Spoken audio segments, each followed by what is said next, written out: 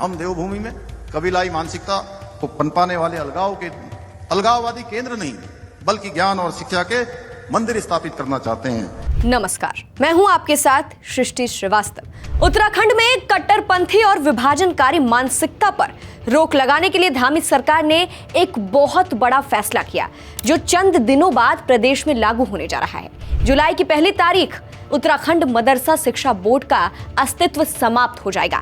धामी सरकार का यह फैसला एक बहुत बड़े प्रयोग के तौर पर देखा जा रहा है।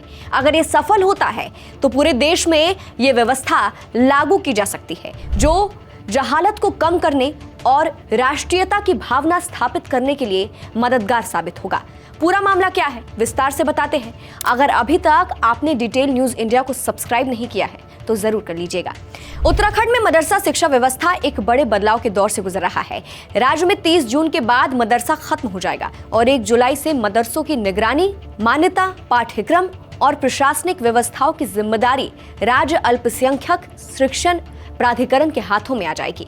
मुख्यमंत्री पुष्कर सिंह धामी ने इस फैसले से साफ कर दिया है कि वो देवभूमि की अस्मिता और उसकी पवित्रता से कोई समझौता नहीं करने वाले हैं। उनका साफ और कड़ा संदेश है कि अब मदरसों को केवल और केवल धार्मिक शिक्षा तक सीमित नहीं रखा जा सकता।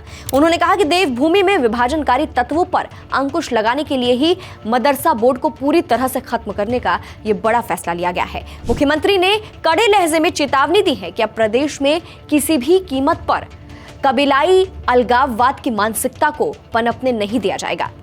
देवभूमि के साथ साथ पूरे देश और दुनिया के सनातनियों के लिए, धर्मावलंबियों के लिए एक पवित्र स्थान है, आस्था श्रद्धा का केंद्र है। यहाँ का नाम लेते ही लोगों के भाव बदल जाते हैं, उनके मन में, उनके विचारों में श्रद्धा आ जाती है।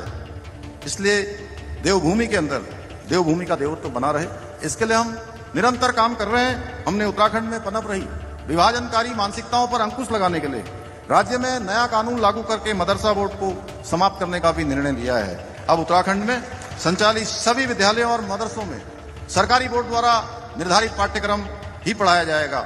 हम देवभूमि में कबीलाई मानसिकता को पनपाने वाले अलगाववादी केंद्र नहीं बल्कि ज्ञान और शिक्षा के मंदिर स्थापित करना चाहते हैं। यही नहीं, हमने बच्चों को गुमराह करने वाले 250 से भी अधिक रूप चलने वाले, ऐसे अवैध रूप से चलने वाले मदरसों को ताला लगाने का काम भी किया है। आप सभी जानते हैं, कुछ लोग हमारे धार्मिक स्थलों पर बेस बदलकर सनातन धर्म को बदनाम करने का षड्यंत्र कर रहे हैं। इसलिए हम उत्तराखंड में ऑपरेशन कालनेमी अभियान के माध्यम से ऐसे पाखंडियों पर जो धर्म के मार्ग पर बाधा बनने का काम कर रहे हैं, धार्मिक भावनाओं को आहत करने का काम कर रहे हैं, सनातन को बदनाम करने का काम कर रहे हैं, ऐसे पाखंडियों पर हम कड़ी कार्रवाई भी कर रहे हैं।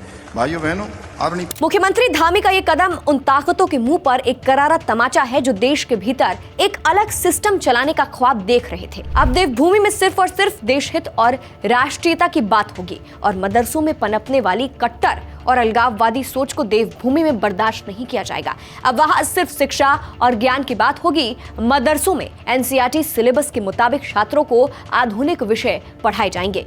उत्तराखंड में लगभग 452 पंजीकृत मदरसे संचालित हैं। सरकार के इस कड़े फैसले से न केवल मजहबी कट्टरता पर लगाम लगेगी बल्कि धर्म विशेष के बच्चे साइंस और मॉडर्न जानकारी भी ले पाएंगे जो उनके लाइन को बेहतर बनाएगी। इसी के साथ मदरसे के नाम पर होने वाले भ्रष्टाचार पर लगाम लगेगी। बीते दिनों हमने देखा कि उत्तराखंड में सिर्फ कागजों पर मदरसे के बच्चों की संख्या अधिक दिखाई गई जबकि हकीकत बिल्कुल अलग थी। उस वीडियो का लिंक आपको डिस्क्रिप्शन बॉक्स में मिल जाएगा। मदरसा बोर्ड के समाप्त होने के बाद इन सभी संस्थानों को राज्य अल्पसंख्यक शिक्षण प्राधिकरण के अधीन आना होगा और सरकार के नियमों के मुताबिक करना होगा। ऐसे में सवाल यह है कि 1 जुलाई के बाद नॉन रजिस्टर्ड मदरसों का क्या होगा। जो भी हो, हम आप तक सारी जानकारी पहुंचाते रहेंगे। कमेंट्स में अपनी राय बताइएगा और देखते रहिए डिटेल न्यूज इंडिया। धन्यवाद।